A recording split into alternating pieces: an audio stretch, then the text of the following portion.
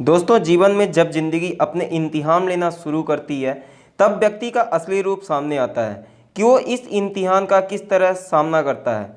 कई लोग इस स्थिति में खुद को संभाल नहीं पाते, तो कुछ लोग इस दौरान कुछ ऐसा कर गुजरते हैं कि वो पूरी दुनिया के लिए मिसाल बन जाते हैं। दोस्तों, ऐसी ही एक शख्सियत एसडी एल्यूमिनियम एलटीडी कंपनी के फाउंडर सुदीप दत्ता, जो एक समय इस कंपनी में मजदूरी का कार्य करते थे और रोज के 15 रुपये से यहाँ काम करते थे। दोस्तों, रोज 15 रुपये मजदूरी से काम करने वाले सुदीप दत्ता आज 1600 करोड़ की कंपनी के मालिक हैं। दोस्तों, आज हम सुदीप दत्ता की इस सक्सेस के बारे में जानने वाले हैं कि कैसे उन्होंने अपने हार्डवर्क से इस मुश्किल कार्य को आसान बना दिया। तो चलिए दोस्तों, इसकी शुरुआत करते हैं। साल 1972 में पश्चिम बंगाल के दुर्गापुर के छोटे गांव से सुदीप दत्ता का जन्म हुआ था। उनके पिता इंडियन आर्मी में थे, लेकिन सुदीप दत्ता के जीवन में मुश्किलों का दौर बचपन में ही शुरू हो गया था। जब साल 1971 में इंडो पाक युद्ध छिड़ा, तब उनके पिता को गोली लग गई और उन्हें लकवा हो गया। तब उनके परिवार पर संकटों का बोझ आ गया। पूरा घर अब उनके बड़े भाई पर निर्भर हो गया और अब वही घर का अब एकमात्र सहारा थे।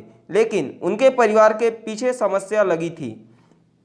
थोड़े दिन बाद उनके बड़े भाई का भी स्वास्थ्य बिगड़ने लगा और वे बीमार हो गए। घर में उनकी बीमारी का इलाज करवाने के लिए पैसे नहीं होने के कारण उनके भाई की भी मौत हो गई। सुदीप दत्ता बताते हैं कि बचपन से ही कुछ अलग करने का सपना देखने वालों को जीवन की ये परिस्थितियां कुछ करने का मौका देती हैं। साल 1988 में मुंबई जाने के बाद उन्होंने रोज 15 रुपए की मजदूरी वाला काम ढूंढा और काम करना शुरू कर दिया। वहां वे पैकिंग, लोडिंग और डिलीवरी का कार्य करते थे।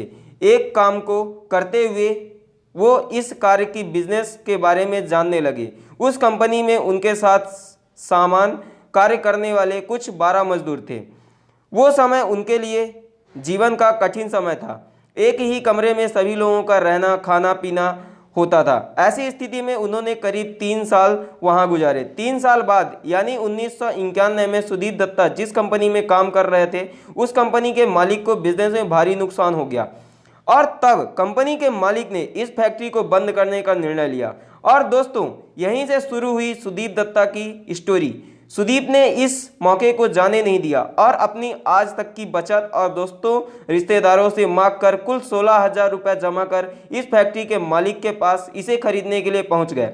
लेकिन दोस्तों, इतनी बड़ी फैक्ट्री को महज 16,000 रुपये नहीं खरीदा जा सकता था। लेकिन दूसरी ओर फैक्ट्री मालिक बिजनेस में हुए नुकसान से परेशान था। इस वजह से वो उन रुपयों में ही मान गए। लेकिन इसके लिए उस कंपनी मालिक ने सुदीप के सामने 2 शर्तें रखी। पहली शर्त थी, अगले 2 साल तक इस कंपनी को जो भी मुनाफा होगा वो इस फैक्ट्री के मालिक को देना होगा।